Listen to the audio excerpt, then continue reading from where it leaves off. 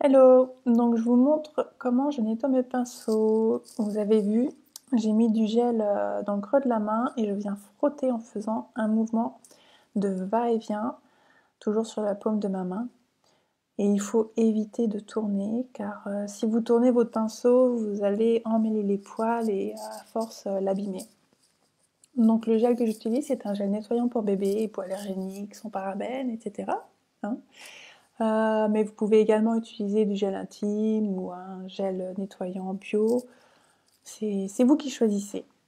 En ce qui concerne la fréquence de nettoyage, je vous conseille de le faire une fois par semaine au moins, voire à la rigueur une fois toutes les 2 semaines. Mais au-delà, voilà, je vous déconseille, même si bon, après vous faites comme vous voulez, bien sûr. Hein.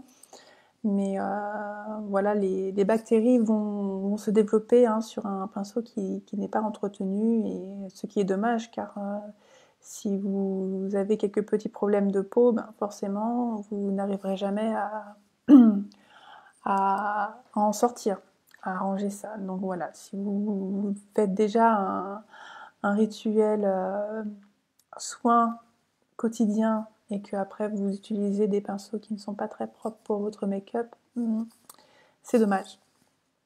Donc voilà, après je rince bien abondamment mon pinceau. Voilà. Je peux aussi le frotter de la même façon que je le savonnais pour le rincer sur la paume de ma main. Le pinceau à fond de teint est quand même assez épais, donc du coup celui-ci, il faut que je renouvelle l'opération 3 fois de suite. Hein.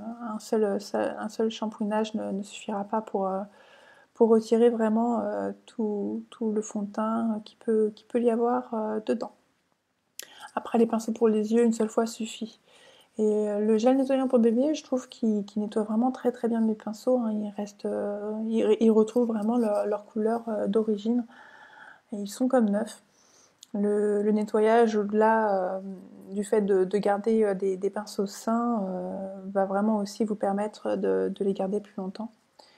Car la matière, surtout les matières crème, vont abîmer vos poils de pinceau. Donc vous voyez, là je renouvelle la même opération avec les mêmes mouvements de va-et-vient pour mon pinceau à fond de teint. Bon, là forcément il mousse beaucoup mieux.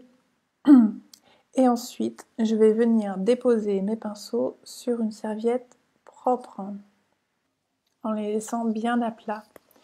Et je les laisse sécher voilà, à peu près 24 heures pour pouvoir les réutiliser. Je vous remercie d'avoir regardé cette vidéo et si vous avez des questions, surtout n'hésitez pas à me contacter. Bisous.